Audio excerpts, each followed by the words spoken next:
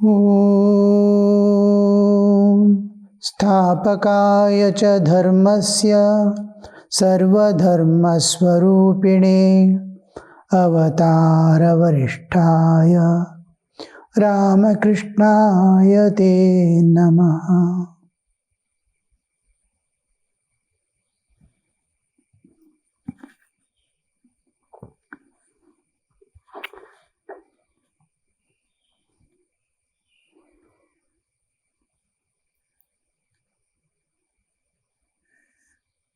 Sri Ramakrishna is speaking, but God keeps some jnanis in the world of Maya to be teachers of men.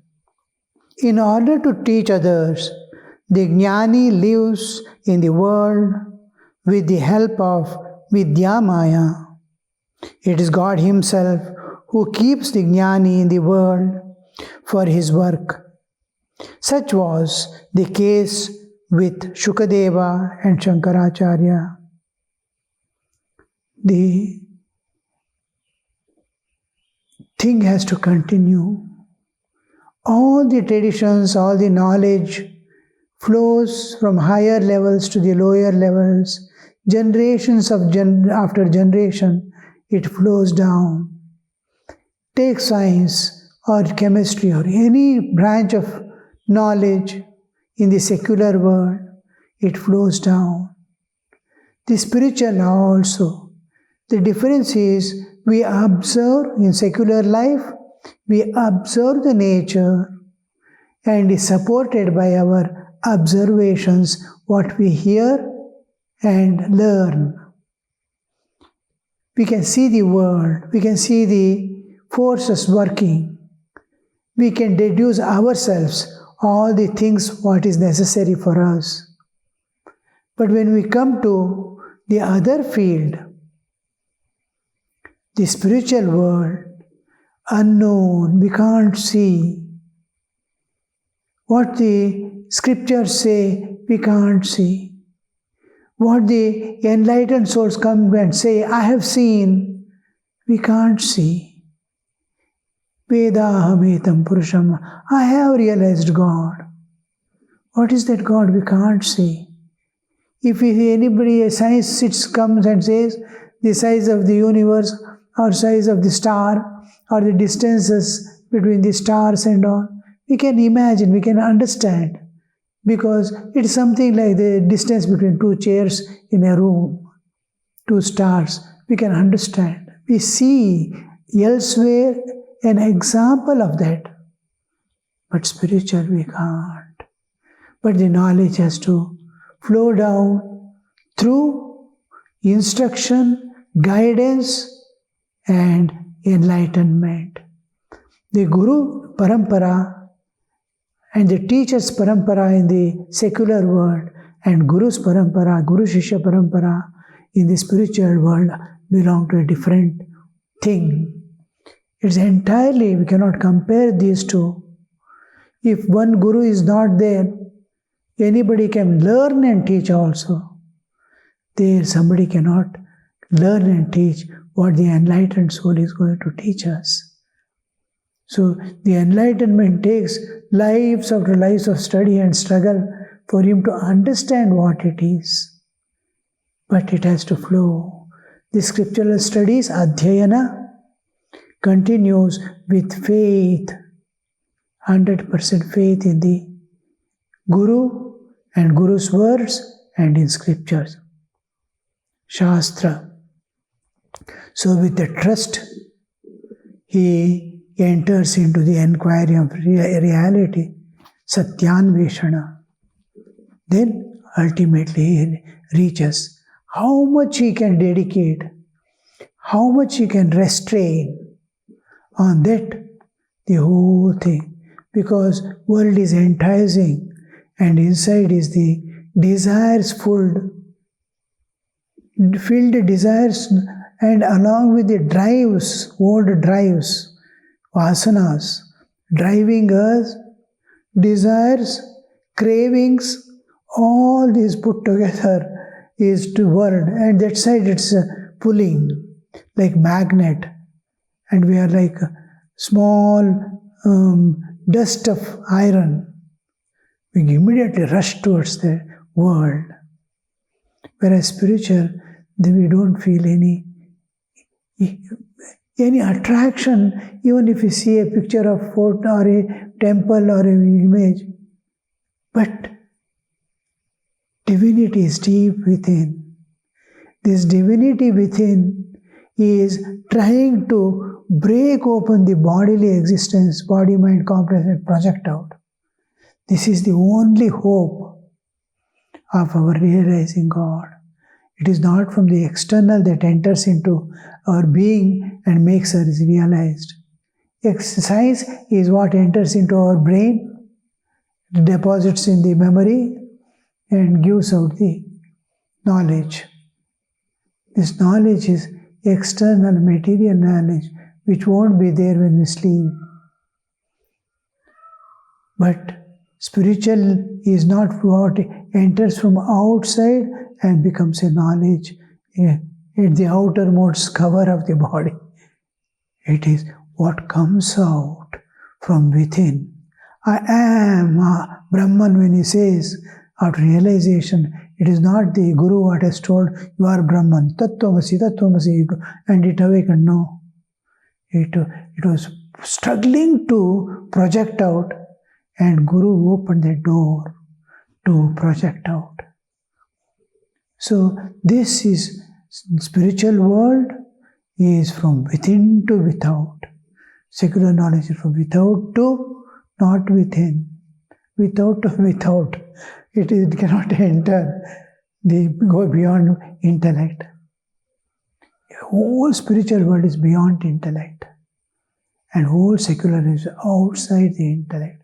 Intellect forms the last layer of our secular existence, material existence, bodily existence. So spiritual world has to come out, and mind must understand I am enlightened just for the sake of mind.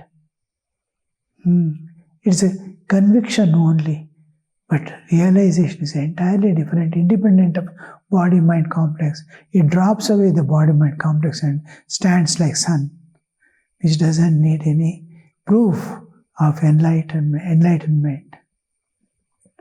So here the Shankaracharya Sampradaya and all these Sampradayas, so many paths and so many Sampradayas, God keeps because others cannot enlighten. It is enlightened, so a lamp, lit lamp alone can light another lamp. A lamp which has not been lit or which has put off, you cannot light with it. So this parampara is going to continue of the knowledge of the Brahman also, but it is directed and guided by nature and God. Here my own struggle for sustenance, living comforts, I get the knowledge of the external world. For my 2 days life here, that is not so. God keeps some jnanis in the world of Maya to be teachers of men. In order to teach others, the jnani lives in the world with the help of Vidya Maya. Avidya Maya, Vidya Maya. Vidya Maya is what makes our evolution possible. Avidya Maya makes us enter into involution process. So Vidya Maya, after enlightenment, it is a constant light which illumines all the 3 layers of existence, gross, subtle and causal. Now, before enlightenment, we are aware of the waking state, external things only. At the same time, I cannot know what is happening within me. There are 2 more states constantly going on, like many channels in the television. Whichever you tune to, that you see, but others are going on. Like that we are in the waking state, dreaming and deep sleep are going on. When you enter into deep sleep, the waking state puts off, and deep sleep is invisible. I am in the dream state only. To Bankim, smiling. Well, what do you say about man's duties? Bankim, smiling. If you ask me about them, I should say they are eating, sleeping, and sex life. Master sharply. How Master wins over the heart, leaving aside the intellect. Where he has to touch, where he has to correct. Master sharply, you are very saucy. What you do day and night comes through your mouth. Means life has to be transformed before the words get transformed. He must live a perfect life. He has come here, something deep is there within, otherwise he cannot come to Sri Ramakrishna and be a devotee of Sri Ramakrishna. At the same time, Sri Ramakrishna is not only telling the Bankim there, he is telling the world. Bankim is one of the instruments, cause, just like Arjuna asked many questions in Bhagavad Gita. Those all questions are what questions appears in the man's mind as he walks through the spiritual life. So also Bankim is an instrument here. Apart from that, Bankim has come with some treasure within him which he doesn't know. Ramakrishna wants to open that treasury and give the keys in his hand. A man belches what he eats. If he eats radish, he belches radish. If he eats green coconut, he belches green coconut. Day and night you live in the midst of the woman and gold, so your mouth utters words about that alone.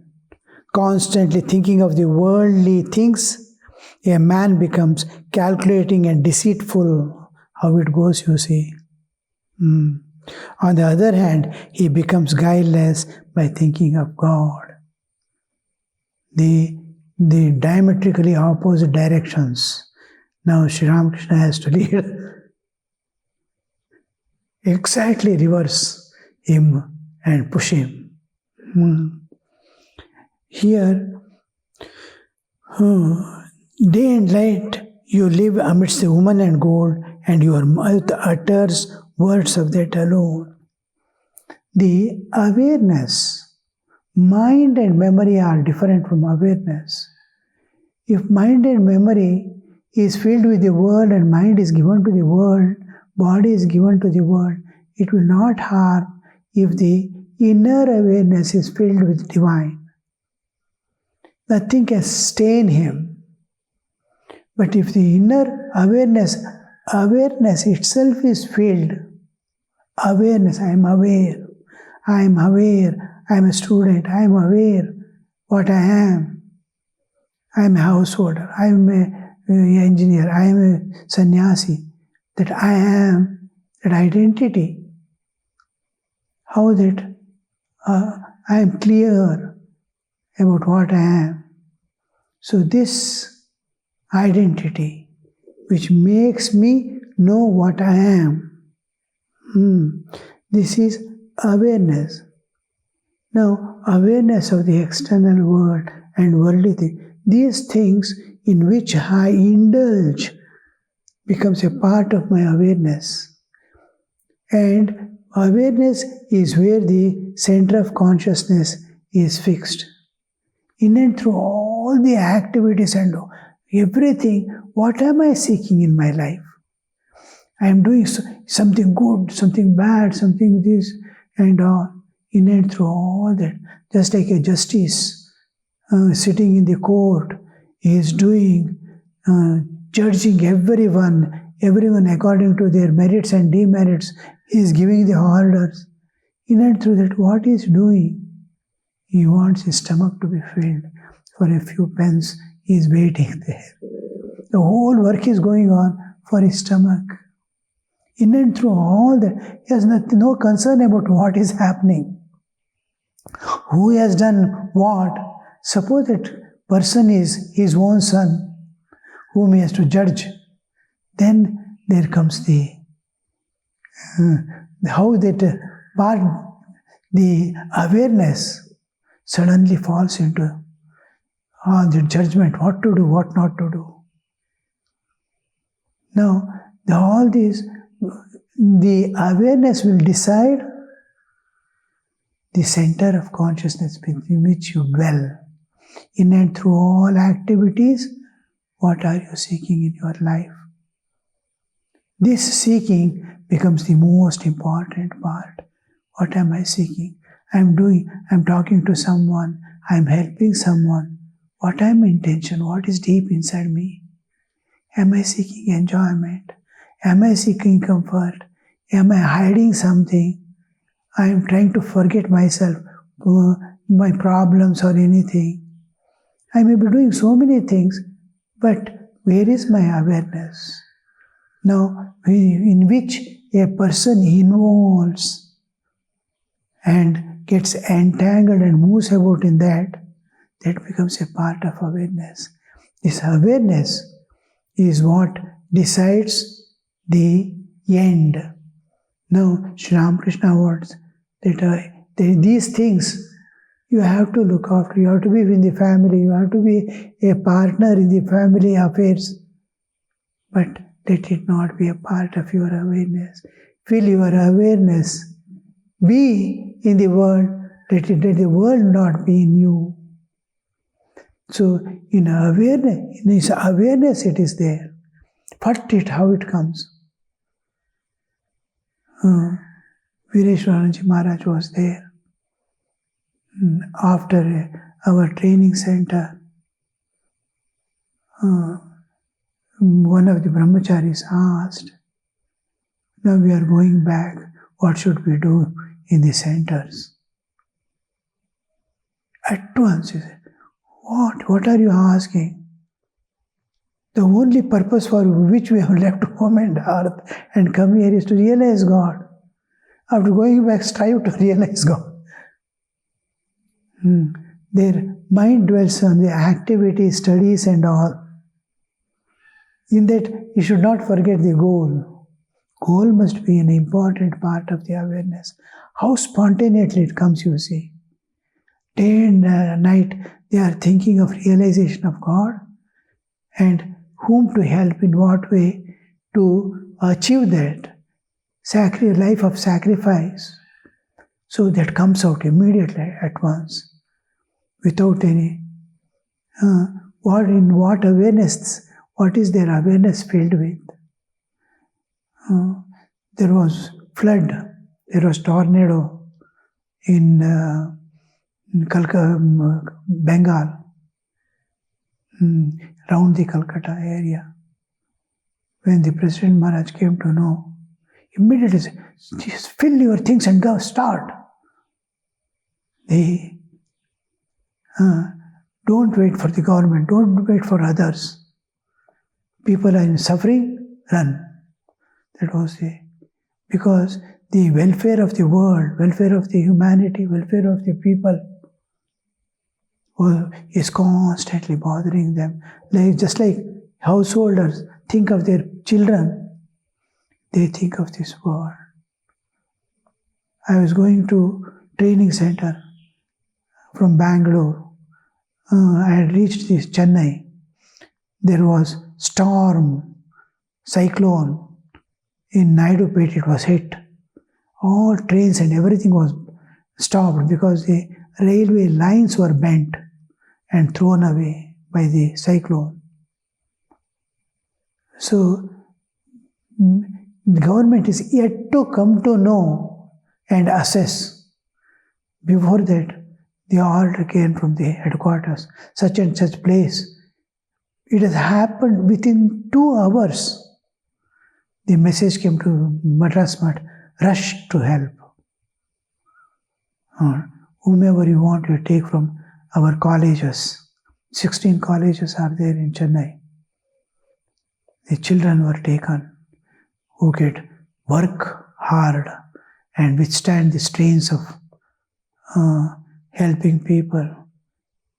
Floods of water, hundreds of villages are underwater, thousands of people are dead. And government came to with the helicopters and all to see after 3 days. By that time, 3 days work was over by the mission, because their life is pledged for the welfare of people. So what is in our awareness, there our mind dwells, and that is the center of consciousness. The center of consciousness of a sadhu is at the heart level, weeping for others, calling on God, struggling to realize God.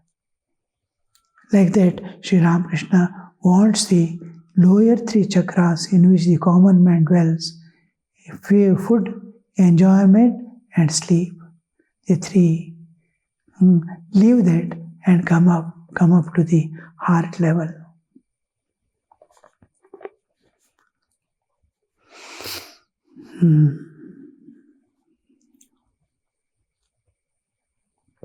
On the other hand, man becomes guileless after scolding, is giving the IV medicine through IV, that love and compassion, showing the power. Immediately, how that shifts, you see. By constantly thinking of their world, our world drowns. Same way. By constantly thinking of worldly things, man becomes calculated and deceitful. On the other hand, he becomes guileless by thinking of God. A man who has seen God will never say what you have just said. What will a Pandit's scholarship profit him if he does not think of God? Has no discrimination and renunciation. Very often, Sri Ramakrishna uses this, because now we are in a world where everything is open and everything is accessible. Any knowledge you want, from good extreme to the bad extreme, it is available, easily available. And where will you dwell? Well, Pandits, now you know everything. You read scriptures, this, that, everything. But your awareness is dwelling on the word. What is the use? What is the use of erudition if the mind dwells on human and good? Kites and vultures soar high indeed, but their gaze is fixed only on the carnal pit. The Pandit has no doubt studied many books and scriptures. He may rattle off their texts. He may have written books. But if he is attached to woman, if he thinks of money and honor as essential things, will you call him a Pandit? How can be a Pandit if his mind is, how can a man be a Pandit if his mind does not dwell on God?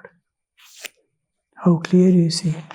Because modern man doesn't lack knowledge, but he lacks its awareness and realization, or to live up to that ideal.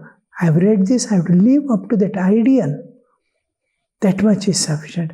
I have read about goodness, I must be a good man. Realizations come little later. It is like a coconut seed put. If you put wheat or paddy or ragi in the field, third day you will see that the shoots have come up, roots have formed, third day. But if you put a coconut seed and start watering it, it takes 6 months to germinate.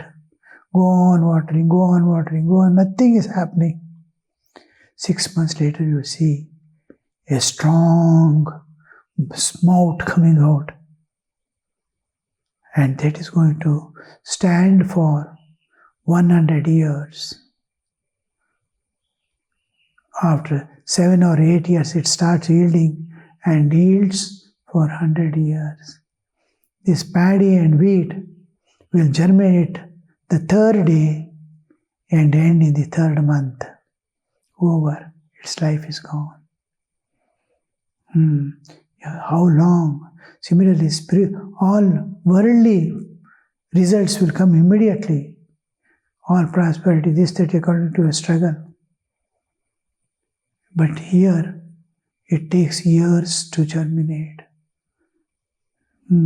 Suddenly you will not find a transformation within. I am the same man, I am the same man, I am this same man.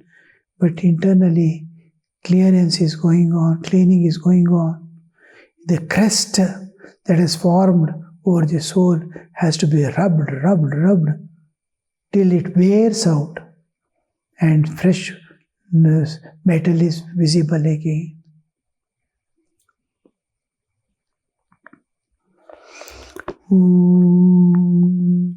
Shanti, Shanti, Shanti. Hari Om Tat Sat. Shri Ramakrishna Arpanamastu.